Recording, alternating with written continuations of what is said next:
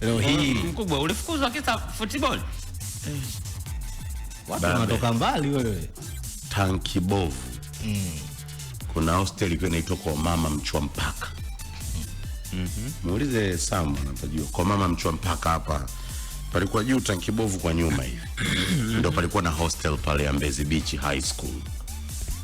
Siku ya finali ya Barcelona na Arsenal tulikuwa turuhusi kutoka hostel.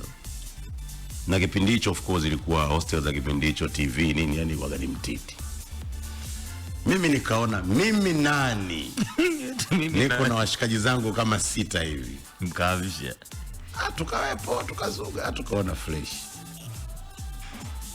Ukuta mkadive. Kiukweli tulidive kwa amani. Ila yale ya jana vihere. VAR wanaitwa. Bwana. Vijana 6 wametoka wameenda kuangalia mpira. Hapo tumeshuka hapa nje nani Kawe chini hapa. Uko nenda nani huku beach huku chini huku. Nani huku chini Tankibovu uko nashuka njia moja kwa moja kushuka chini, kuna beach iko chini huku. Tankibovu kwa pale kushuka kwa Zena kule. Kule kwa Zena ni mbali. Mlipitia hiki hapa katikati hapa.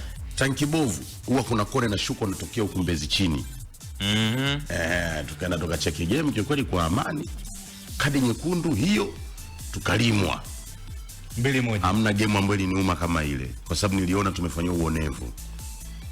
Muda wa kurudi ngi hiyo mnapiga Azimio hiyo. Hiyo mdogo Azimio la Arusha. Muda wa kurudi tunarudi pale pale tulipotokea. Ukitua tu waleti Kaabembeni. Ukitua tu wote 6 chini ya ulinzi.